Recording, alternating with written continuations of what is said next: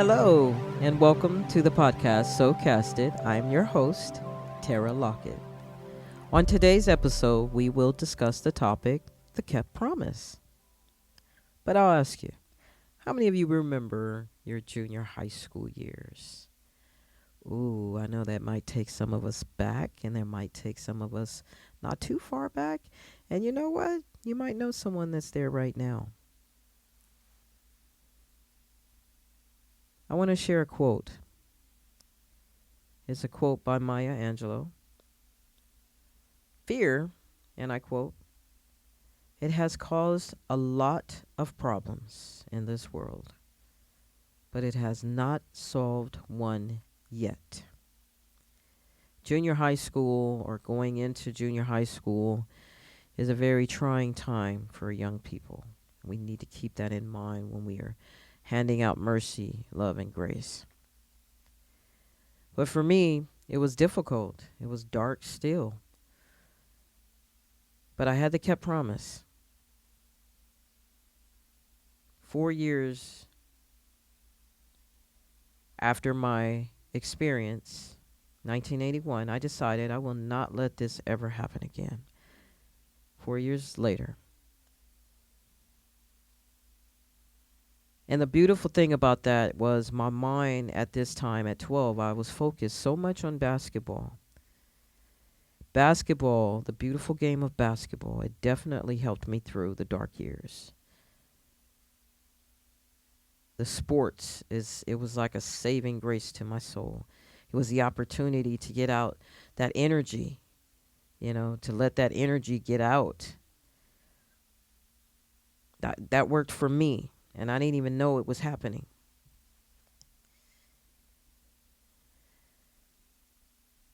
Life had begun at this point for me to flourish, for me to showcase talents.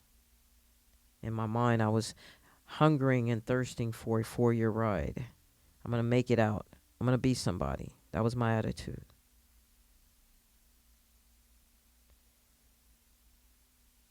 But not only did it allow me to showcase my talents, it allowed me to have a place to be free, to be safe, to just be myself. The beautiful thing about entering into junior high school was the competition with boys in sports. Boys, for some reason, always came at it like girls didn't have the capability to do anything. And it was always a pleasure to prove them wrong.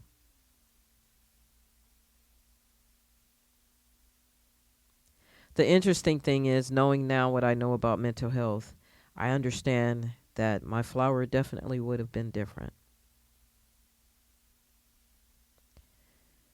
In my mind, not only was I competitive, I just simply didn't want to lose and couldn't lose. I felt like I disappointed myself when I lost. Absolutely not. But I have learned in life that one of the trauma traits is winning at all costs. That is a trauma trait related to the wound of a father, the unhealed wound of a father. Winning at all costs. So I'm very grateful through my path in life that I understood that losing is inevitable.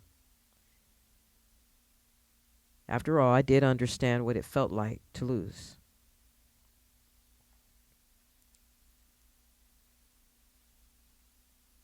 But to keep this promise, it was major. So major that it was a pinky swear promise. So when you pinky swear, that means the world. Because it was a vital time stepping into young adulthood. You're unsure, you're afraid, you have anxiety, you have so many things going on. This kept promise, the promise I kept to myself, was never to let abuse happen again. Not to that level. At all costs, I will protect myself. That was my all cost. That was my limit of all cost. Everything else, it's inevitable. But this was an all cost. In that promise, I was only focused on one thing, and that was basketball. I didn't think about the possibility of the tests, the trials, nor did I think about the possibility of conflict and challenge.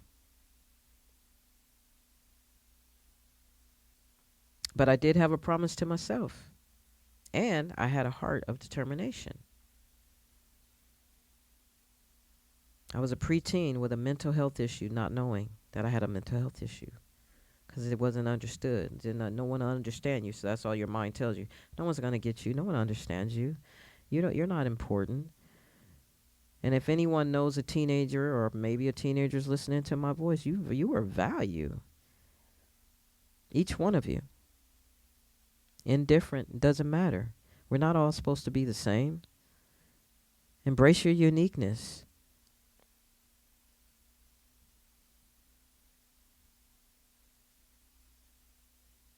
One of the things that as a teenager you have to let go of, and I knew I had to let go of, was thinking that the world owed me something. The world doesn't owe you anything. However, what I did learn in life is that I owed it to myself. I owed it to myself to pass the test, no matter how many times I fail.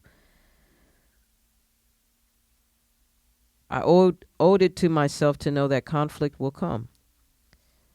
I owed it to myself to challenge myself. How will I handle situations? Sometimes we fail. Get back up. Try again. You judge yourself. Look at the evidence.